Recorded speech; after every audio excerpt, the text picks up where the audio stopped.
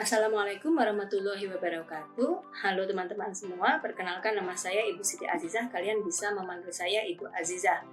Saya adalah seorang dosen di Fakultas Peternakan Universitas Brawijaya Malang. Di video singkat ini saya ingin berbagi sedikit saran atau tips tentang menjadi seorang peneliti pemula. Saya yakin teman-teman pernah berhadapan dengan tugas yang diberikan seorang guru atau dosen atau mungkin juga pembimbing dari kegiatan ekstrakurikuler kalian, yaitu tentang bagaimana mengulas sebuah fenomena sosial di sekeliling kalian, menjadikannya menjadi sebuah esai yang merupakan proyek yang harus diberikan dalam jangka waktu tertentu. Dalam hal ini, menulis esai dalam mengulas fenomena sosial biasanya memberikan sebuah tekanan atau distress tertentu karena Anda atau kalian merasa sulit dalam melakukannya. Tapi itu jika kalian belum mengenal 5 tahap yang menjadi tips bagaimana cara mengerjakan esai tersebut. Nah, dalam tugas-tugas pengerjaan esai untuk meliput fenomena sosial ada 5 tahap yang bisa memudahkan kalian untuk melakukannya. Yang pertama, menjadikan diri kita menjadi seorang yang peka terhadap masalah sosial di sekitar kita. Tahap kedua yaitu mencari penyebab masalah dari fenomena sosial tersebut, kemudian merumuskannya menjadi sebuah pernyataan atau pertanyaan. Dan yang ketiga adalah mencari metode pencarian data yang benar. Tahap keempat yaitu mencari sumber data atau informan yang bisa memberikan data yang valid dan reliable atau bisa dipercaya. Dan yang kelima adalah merumuskan alternatif solusi. Oke, yuk kita satu persatu membahas poin-poin dari 5 tahap tersebut. Yang pertama adalah menjadi seseorang yang peka terhadap masalah sosial di sekitar kita. Kepekaan atau awareness adalah kemampuan seseorang untuk memahami lingkungan yang ada di sekitar kita, termasuk nilai-nilai maupun norma-norma yang berlaku di masyarakat, dan di sanalah kita bisa memahami kemudian beradaptasi dengan lingkungan sekitar. Nah, ada beberapa orang yang memang terlahir memiliki kepekaan terhadap lingkungan sosial. Namun jangan berkecil hati karena kepekaan sosial ini sebetulnya bisa dilatih. Lalu bagaimana kita bisa melatih awareness atau kepekaan dari diri kita? Nah, kita yang pertama bisa melakukan apa yang disebut dengan empati, yaitu melatih diri kita untuk peduli dengan masalah orang lain.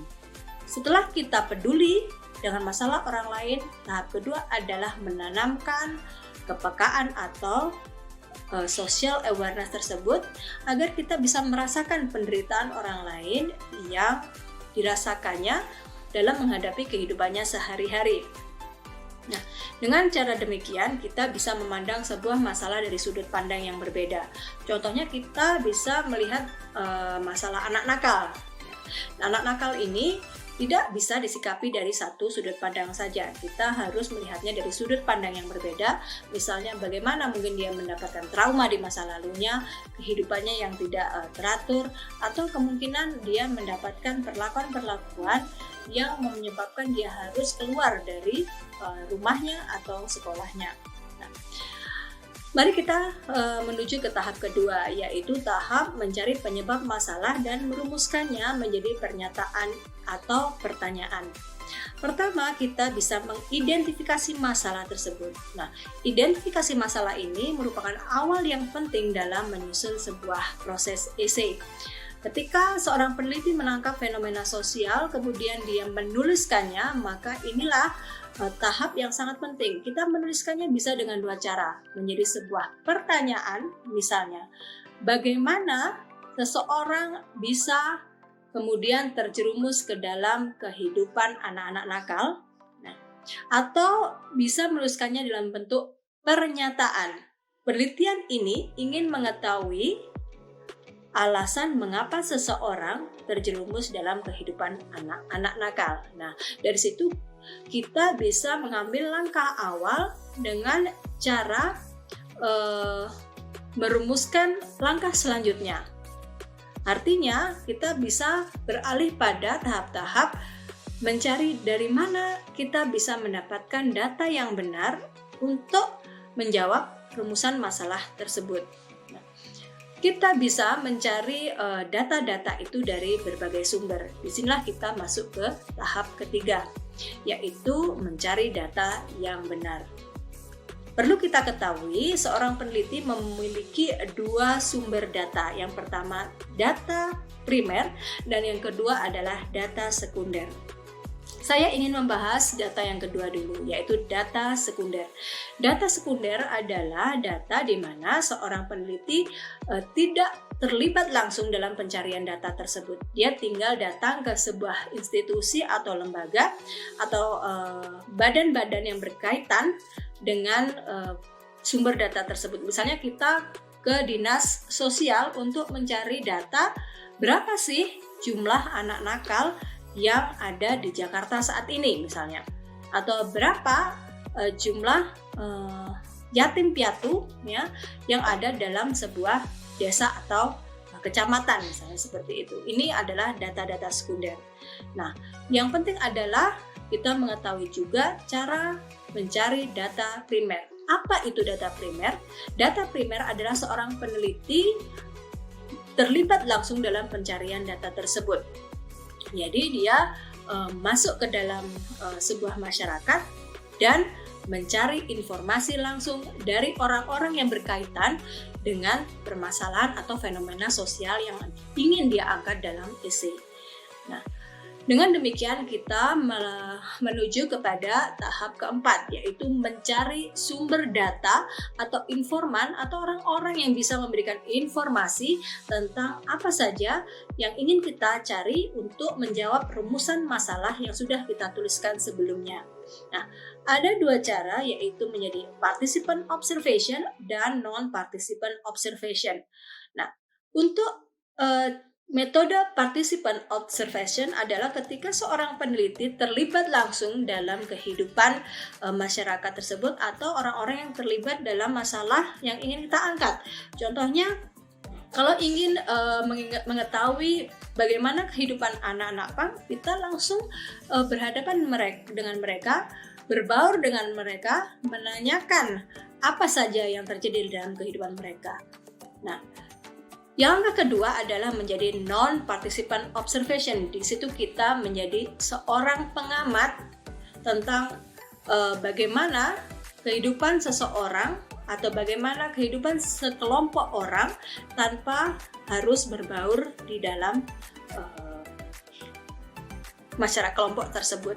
Nah, di sini kita bisa menggunakan beberapa teknik observasi. Misalnya kita tidak langsung berbaur dengan mereka, tapi menggunakan catatan harian yang kita sifatnya sebagai pengamat luar saja, memperhatikan bagaimana mereka bertingkah laku, ya, tidak harus kemudian kita melakukan sendiri hal-hal yang dilakukan oleh kelompok orang yang kita amati.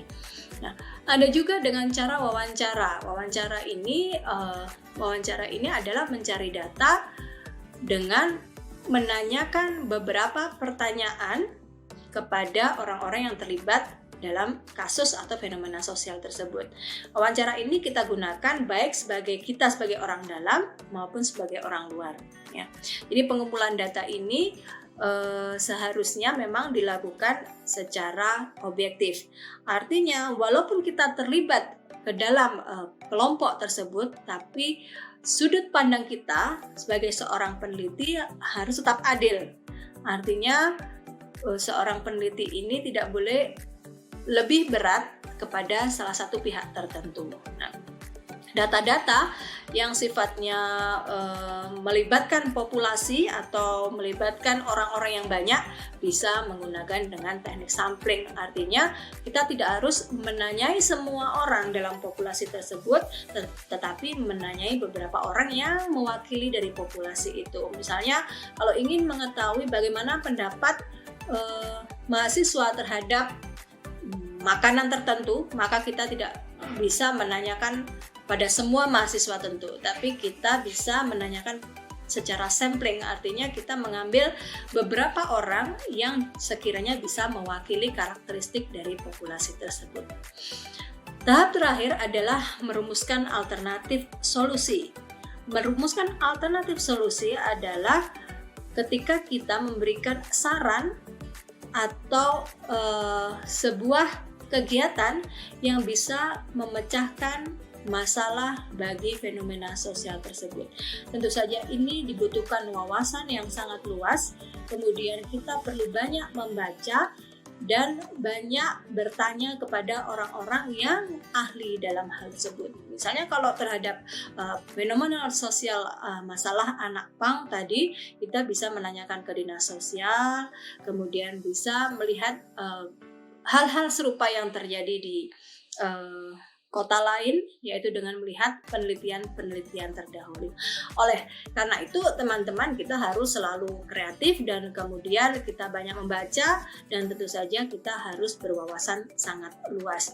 Oke teman-teman, berarti kita sudah tahu nih ya caranya menjadi seorang peneliti yang baik.